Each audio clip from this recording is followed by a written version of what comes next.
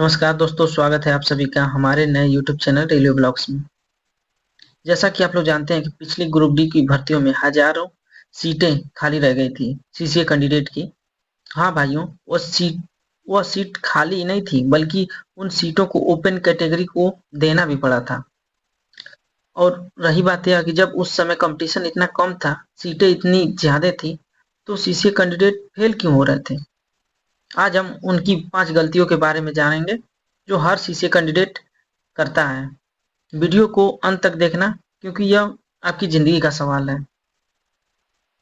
गलती नंबर 1, कोटा का over confidence. भाइयों, सबसे बड़ी गलती यही होती है, अंधा विश्वास।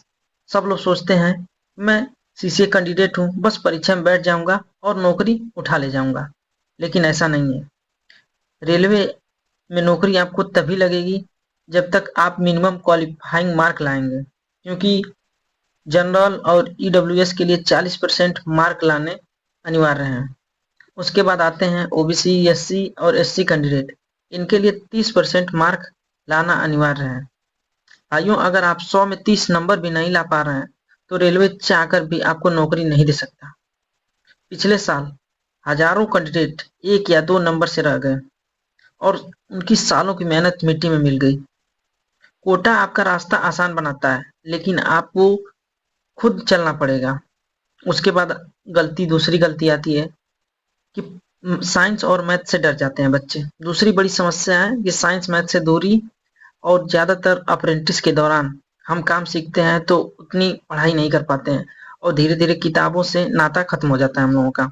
हम उतना पढ़ नहीं पाते हैं। और साइंस ग्रुप डी में साइंस का लेवल ऊपर चला गया है। सिर्फ ऊपर ऊपर पढ़ने से काम नहीं चलेगा। हम लोगों को एनसीईआरटी बेस्ड साइंस को भली भांति पढ़ना पड़ेगा। उसके बाद आता है मैथ। आप लोग मैथ को बहुत कठिन मान लेते हैं, लेकिन भाइयों, मैथ मैथ बहुत आसान है। धीरे धीरे शुरुआती दिनों में आपको मैथ बहुत कठिन लगेगा, लेकिन जब 1 से 2 बार 3 बार रिवीजन आप करने लगेंगे, तो उसके बाद मैथ से आपका सारा डर खत्म हो जाएगा। आप लोग सोचते हैं कि आखिरी के दिनों में कुछ दिन पढ़ लेंगे तो हमारा सिलेक्शन हो जाएगा। मान लीजिए आपका कंपटीशन 8 बच्चों पे है, लेकिन सोचिए वो भी भाई पढ़ने ही वाले हैं, तो ऐसी गलती ना करिए। उसके बाद तीसरी गलती आती है कि 1/3 मार्क का गलत गणित। भाइयों, बहुत से भाई एक गलतफहमी में रहते हैं। वो सोचते हैं कि मेरे अप्रेंटिस में 80% है, तो मुझे बहुत नंबर मिल जाएंगे। समझिए, 1/3 मार्क तभी जुड़ेंगे जब आप सीबीटी में शामिल होंगे और वहां स्कोर करेंगे। आपका स्कोर सीबीटी में बहुत कम रहा तो 1/3 जोड़कर भी आप मेरिट लिस्ट से बाहर हो जाएंगे। पिछली बार कई जोन में कट ऑफ 40-42 गई थी। अगर आप अगर आप यह सोच रहे हैं कि 20 नंबर लाकर आप पास हो जाएंगे, तो आप सबसे बड़ी भूल कर रहे हैं। आपको कम से कम 35 से 40 का टारगेट रखना होगा, तभी आपका रास्ता आसान होगा। गलती नंबर 4, डॉक्यूमेंट और सर्टिफिकेट की लापरवाही। दोस्तों, सबसे बड़ी गलती होती है सर्टिफिकेट और डॉक्यूमेंट की लापरवाही।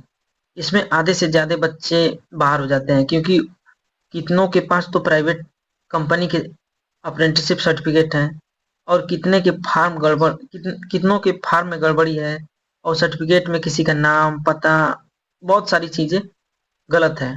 जब आप डीबी में जाएंगे तो वहां कोई बहाना नहीं चलेगा, वहां आप सीधे बाहर कर दिए जाएंगे अगर कोई भी गलती है तो आपकी सारी मेहनत बेकार हो जाएगी। इसलिए अपने जितने भी कागज हैं सभी को चेक कर लें, और टाइम रहते जो भी प्रक्रिया है, संशोधन कराना हो, सब कुछ कराकर रेडी रहें। अब आते हैं मेन टॉपिक पे। इसका समाधान क्या है। सबसे पहले आपको एक रूटीन बनानी है। कम से कम 3 से 4 घंटे पढ़ाई करने हैं। एनसीईआरटी की साइंस पे आपको 9वीं और 10वीं की साइंस को आपको पढ़ना है। उन किताबों को चाट जाइए आप। उसके बाद आता है मॉक टेस्ट। हफ्ते में कम से कम 2 ऑनलाइन टेस्ट जरूर दें, ताकि धीरे धीरे डर खत्म होने लगे। वैसे दोस्तों, आपका कंपटीशन वैसे भी 56,369 की भीड़ में है। आपको सिर्फ एक सीट चाहिए। इस मौके को आपकी एक लापरवाही की वजह से जाने मत दीजिए।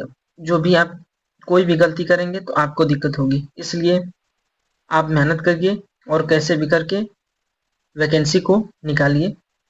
जितनी मेहनत करेंगे वैसे आपका रास्ता बनता जाएगा। मान लीजिए इस वैकेंसी में नहीं हुआ तो अगली वैकेंसी में आप तैयार रहिए। और आपको यह वीडियो कैसा लगा हमें कमेंट करके ज़रूर बताएं और हमारे चैनल को ज़रूर सब्सक्राइब करें। बहुत बहुत धन्यवाद।